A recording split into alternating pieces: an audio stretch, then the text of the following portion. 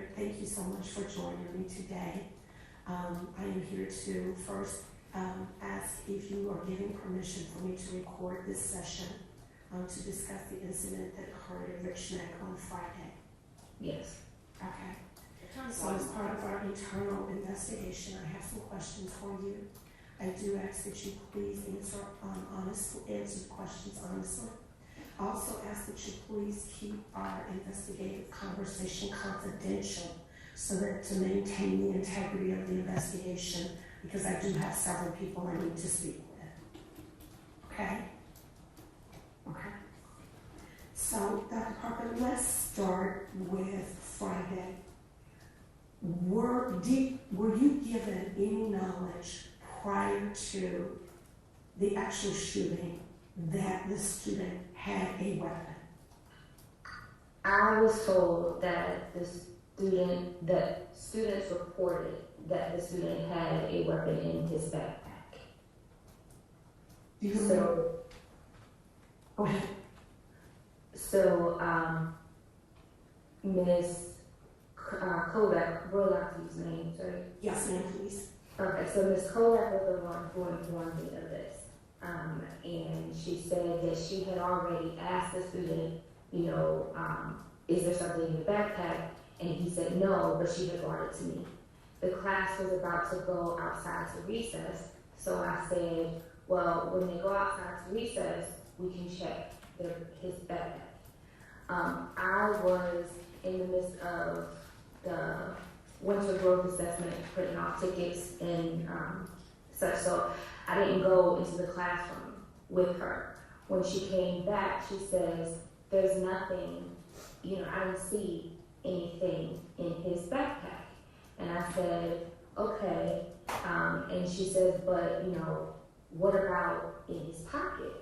And I said, well, I don't know. Are they going out to recess? She says, yes.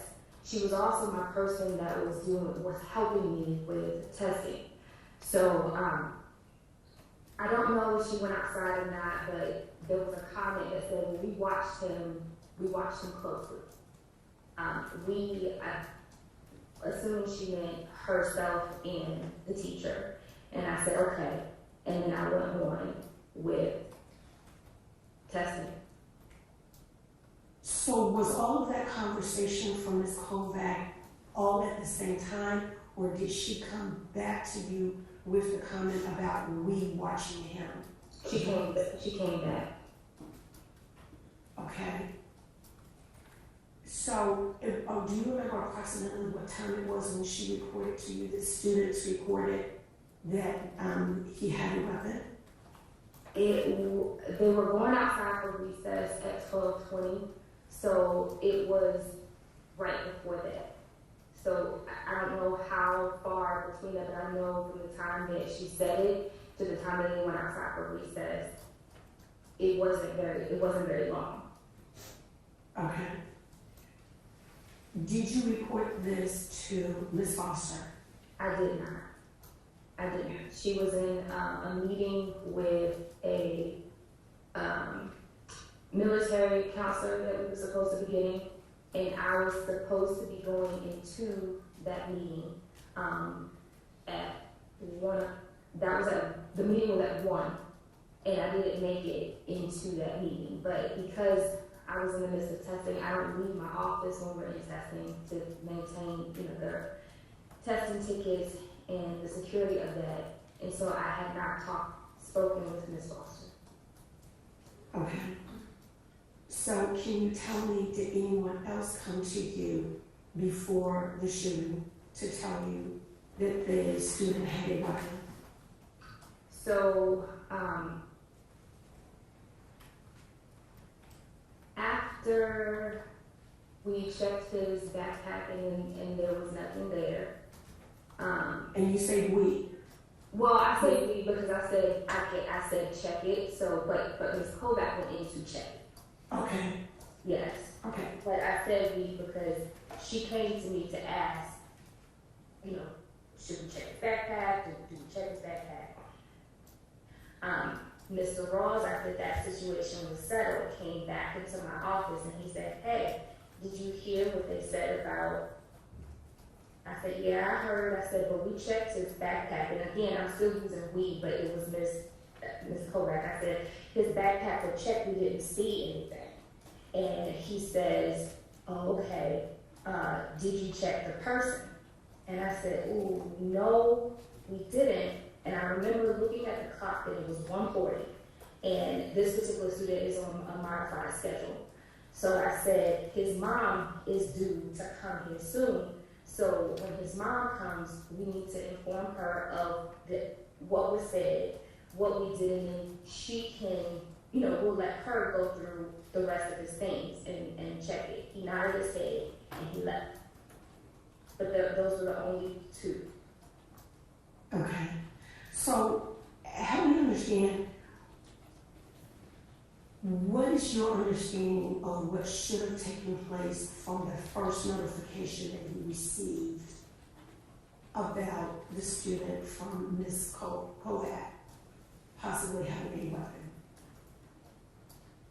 What we did in previous times before, we had 2 other students who also were reported to have a weapon, and we, asked the student, do you have something that say, no, we do have someone else come in with us to look in their backpack, but we never searched a student. So because we didn't, Ms. Clark didn't see anything in the backpack, then we didn't do anything from there. His mother does come in every day, and we have a conversation every day. So I was waiting for mom to come in. So in the past protocols of what you've done, and correct me if I'm wrong, you've brought the student into your office, and you, along with who else? So the first time it was Mr. Rawls, and then the second time it was an incident of a parent had already called the police because the report was given to her from her son, so she had already called the police. So the second time it was the police was at the school. Okay, all right. Had Mrs. Zwerner on that Friday come to you and express concern about the student, about the student's behavior, or did she express that she thought the student had a weapon? No. So Ms. Warner never said that she thought that the student had a weapon, and she never said to me directly that it was reported to her that the student had a weapon. So I was about to get the PM session of the testing started, and she came into my office and she said, is being extremely defiant today, and she says, if he hits me, I don't know what I'm going to do. So I acknowledged what she said, and I said, okay, and then she left. So I told Ms. Kovac, because they were going to go back as the kids, I said, if she feels that he's being, uncontrollable, she can't control him, tell her to call his mother so she can come and pick him up early, is what I said. But no, Ms. Zwerner never came to me and said anything about her fearing that the student had a weapon or that she felt unsafe. She didn't say that to me. Okay, all right, take your time. Had Ms. Zwerner, prior to Friday, ever expressed to you that she had concerns or felt unsafe with this particular student? No, so has been on a modified schedule since the beginning of the year. His acting out was he's extremely defiant, and he does the exact opposite of what he's asked to do. And it was making it difficult for her to do instruction in the classroom. So we sat down and we made a modified schedule. We had things in place. So somebody was getting the bus. He was going to Miss McBurnett's room to do a social story. He was then transitioned to Miss Kovac for a 15-20 minute small group session before he spent time in his classroom. And Wednesday, he had asked to come to the office, and he said no. Miss Zwerner said no, he couldn't come to the office. And he took her phone and threw it down. So it cracked her screen. Miss Foster and myself, I sat in the meeting, but Miss Foster had, facilitated the meeting that afternoon with Miss.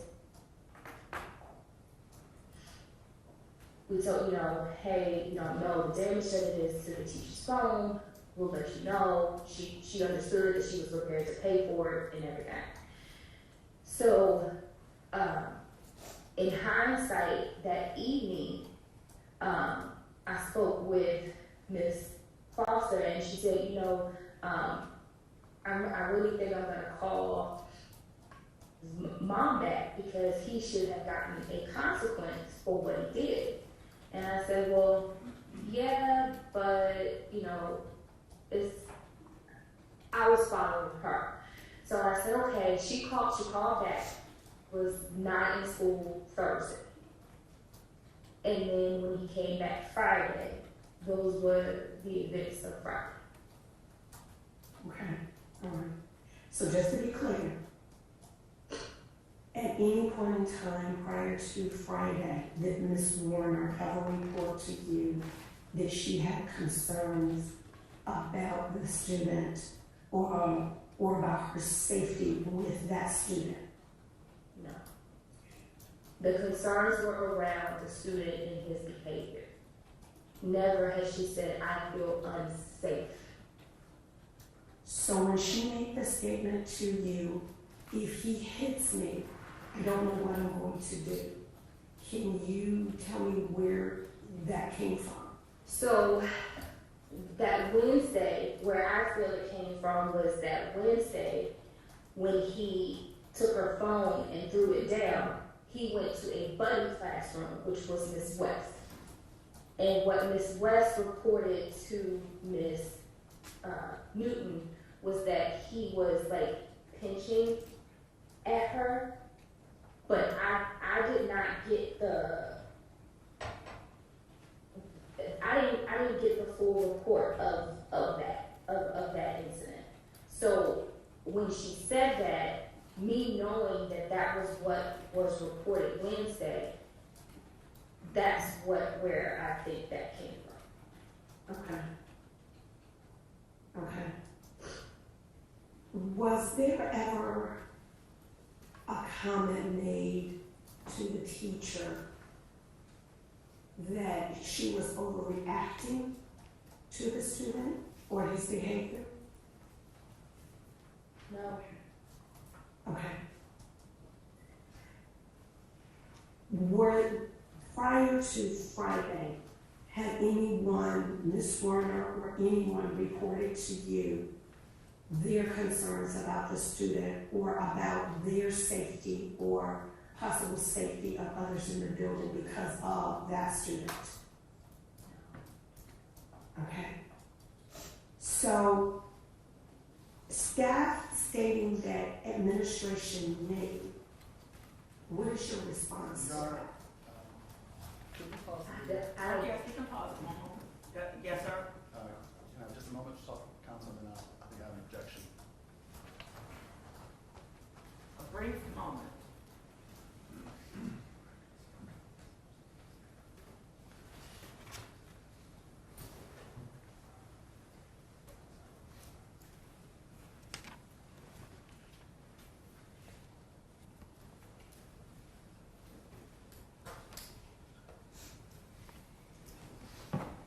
Your Honor,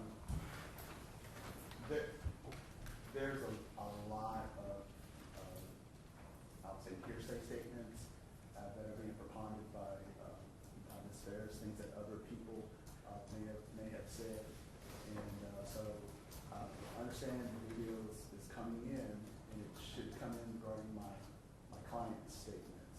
But any statements made by Ms. Ferris, submit to the court without these rules are hearsay. Any statements that she is alleging was made or declared by another party, I would submit is hearsay. And I would ask the court to instruct the jury not to consider statements of Ms. Ferris or what somebody else may have said, but only consider my client's responses to those questions. Judge, I would ask that we continue playing the video for now and make a decision about whether there needs to be some sort of kit of instruction after that.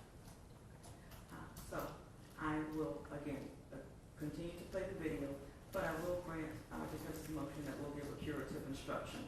So we'll prepare that when it's time for instructions of whose testimony they can consider from this video and the hearsay.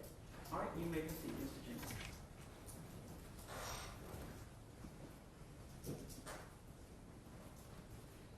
I don't know. Judge, may I back up just a little bit to give context? Yes, sir. I'm going to start back at 15 hours, 50 minutes, and 0 seconds. Yes, sir. Administration knew. What is your response to that? I don't know. I don't know because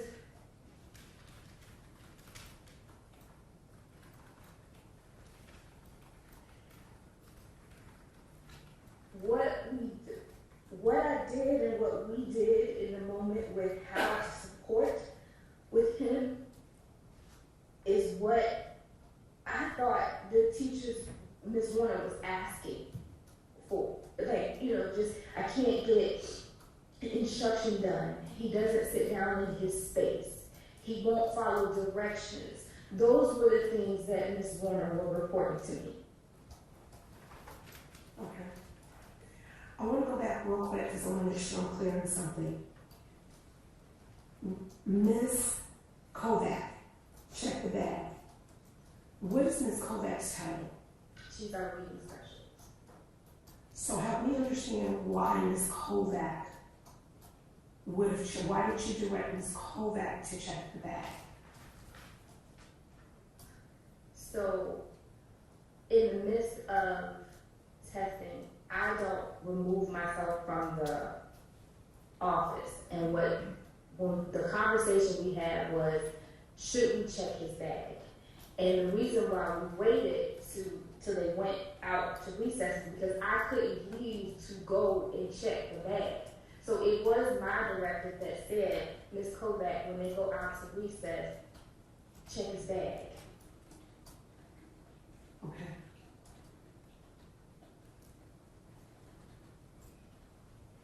Did you talk to your resource officer that day? She's not there. Okay. The resource officer, the actual, I didn't call this, I didn't call. And our security officer, Ms. Lee, she leaves every day at 2 o'clock. She leaves at 2, so Ms. Lee was... I'm sorry, not 2 o'clock, 12 o'clock. And she comes back after McIntosh's dismissal, for our dismissal. So she works in the morning from 9 to 12. I'm sorry. Okay. Okay.